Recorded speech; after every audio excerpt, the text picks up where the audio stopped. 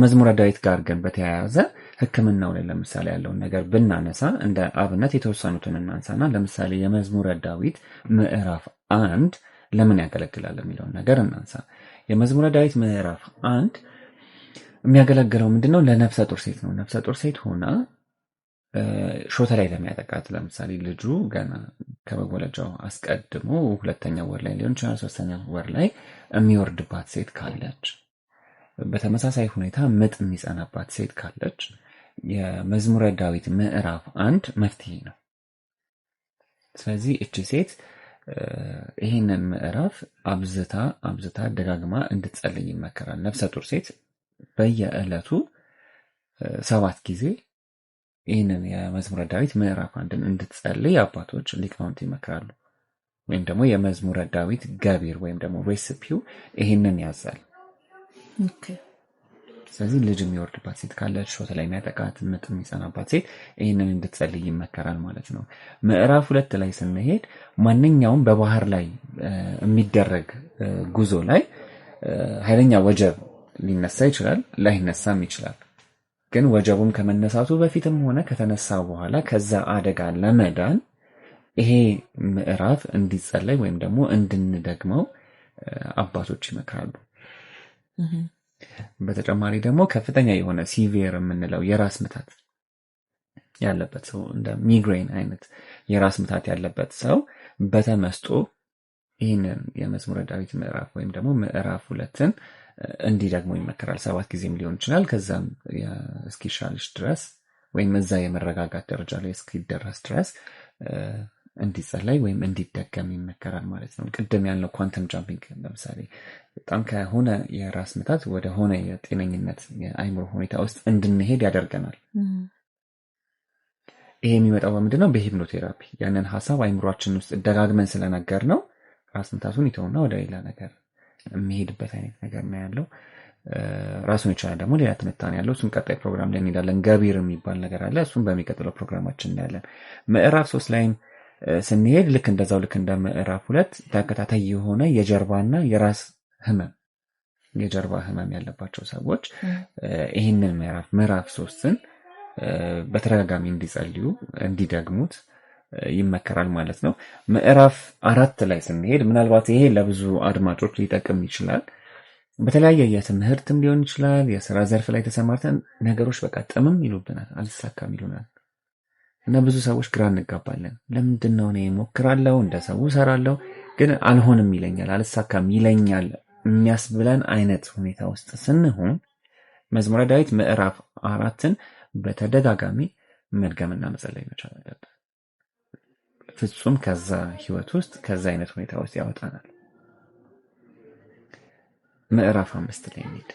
ምዕራፍ 5 ላይ ስንሄድ ለምሳሌ በጠዋት የምታስፈጽሚ ጉዳይ ካለሽና እዛ ቦታ ላይ ፍጹም የሆነ የራስ መተማመን ስሜት እንዲኖርሽ ከፈለግሽ በራስ መተማመን ስሜት ይሄን ጉዳይ ዛሬ ገድየው ነው የምመጣው፣ ተሳክቶልኝ ነው የምመጣው የሚያስብል አይነት በራስ መተማመን ላይ እንድትሆኚ ጠዋት ስትነሺ ከመሄድሽ በፊት የመዝሙረ ዳዊት ምዕራፍ 5ን በተመስጦ ቅድም ታነሳ ነው እንድትደግሚው ይመከራል። በትንሹ 7 ጊዜ ከፍ ሲል እስከ 72 ጊዜ። እንቀጥል። ሰዓታችን ግን እየሄደ ነው። እሺ 10 ላይ እንድረስና 10 ላይ ደርሰን እንግዲህ የሚቀጥለውን ደግሞ በሚቀጥለው ፕሮግራማችን እንመለስበታለን። ምዕራፍ 6 ላይ ስንሄድ የአይን ህመምን ነው የምናነሳው። ስለዚህ የአይን ህመም ያለበት ሰው ለተከታታይ 3 ቀናት በፍጹም ተመስጦ በየዕለቱ ይህንን ምዕራፍ 7 ጊዜ እንዲደግሞ ይመከራል።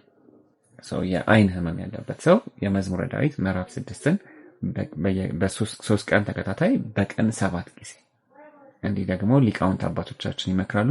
የመዝሙረ ዳዊት ገቢርም ይመክራል። አሁን ይህን የምናነሳው ዳዊት ያኔ ሲፈውስበት የነበረው ነገር ነው። ስለዚህ ዳዊት ምዕራፍ 6ን ሲዘምር ቃሉን ሲያነሳ የአይን ህመም የነበረባቸው ሰዎች ይፈወሱ ነበረ ነው። ያልሳካም አለኝ የሚሉ ሰዎች ደግሞ ገጥሞት ምዕራፍ 5ን ሲደግም ሲጸልይ ሲዘምር እነዛ ሰዎች እችላለሁ ይሳካልኛል ብለው ይሄዳሉ። ቅድም ያነሳነው ሎው ኦፍ አትራክሽን እና ሎው ኦፍ ኢንቴንሽን እዚህ ጋር ይመጣል። ሄደው ያንን ጉዳይ አሳክተውት ይመጣሉ ማለት ነው።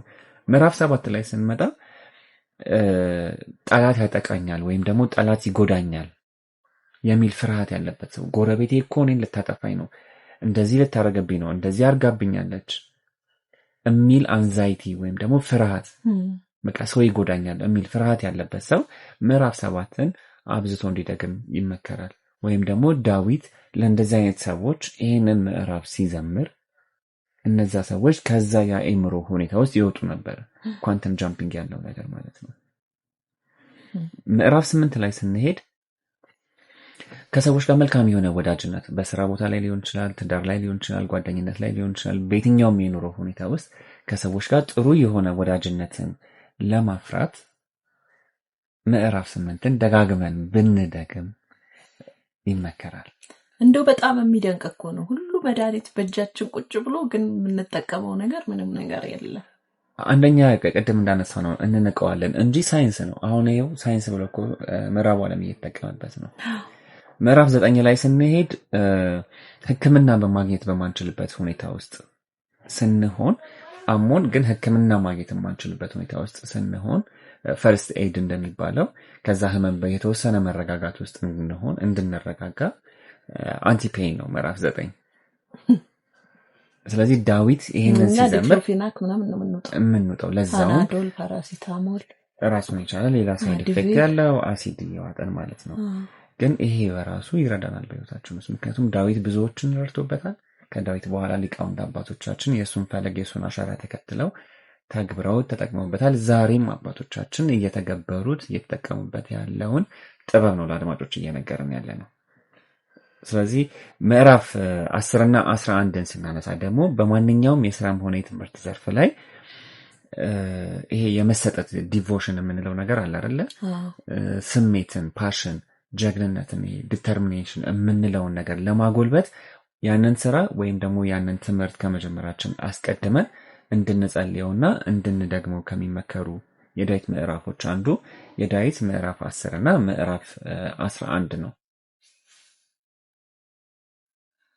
ስለዚህ አባታችን ዳዊትም ኢትዮጵያውያን ሊቃውንት አባቶቻችን ይህንን ምዕራፍ ሲጸልዩልን፣ ሲደግሙ፣ ሲያነሱት፣ ሲዘክሩት የመጀገን የመሰጠት ጸጋን እንላበሳለን ማለት ነው።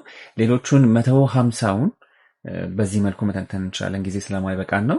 ስለዚህ ለአድማጮች ማድረግ የምንችለው ምንድነው፣ በቀጣይ ፕሮግራማችን ላይ ልክ እንደዚህ የተወሰኑትን እናነሳና ቀሪዎቹን ግን ሙሉውን በፒዲኤፍ አድርገን ለአድማጮቻችን የምናደርስበትን መንገድ እናመቻቻለን ማለት ነው። ስለዚህ አድማጮቻችን በኦንላይን ወይም ደግሞ በሶሻል ሚዲያ ኮሙኒኬት እንዲያደርጉን የሚፈልጉትን ኢንፎርሜሽን በዛ በፒዲኤፍ መልኩ ደሊቨር የ150ውንም የመዝሙረ ዳዊት ጥበቦችና አገልግሎቶች ለአድማጮቻችን እናደርሳለን። የሚፈልጉ ሰዎች በፌስቡክ አድራሻችን www.facebook.com/rafatwed ብለው ገብተው ሊያገኙን ይችላሉ። ዩቲዩብ ላይ ራፋትዌድ ኢኒሼቲቭ ብለው ወይም ደግሞ በኢሜይላችን rafatwed@gmail.com ላይ ቢልኩልን ኢሜይላቸውን፣ አድራሻቸውን እና ለምን እንደሚፈልጉት ቢልኩልን እንልክላቸዋለን።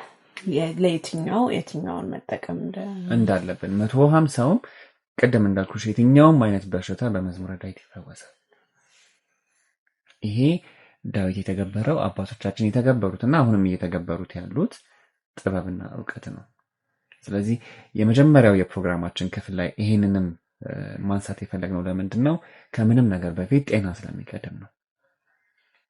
አካላዊ ጤና፣ ስነልቦናዊ ጤናና ጤነኛ ሀሳብ ስለሚያስፈልግ ጤነኛ ሀሳብ ማጎልበት የምንችልበትን መንገድ ለመጠቆም ነው ስለ መዝሙረ ዳዊት እንግዲህ ዛሬ ተነጋገርነው።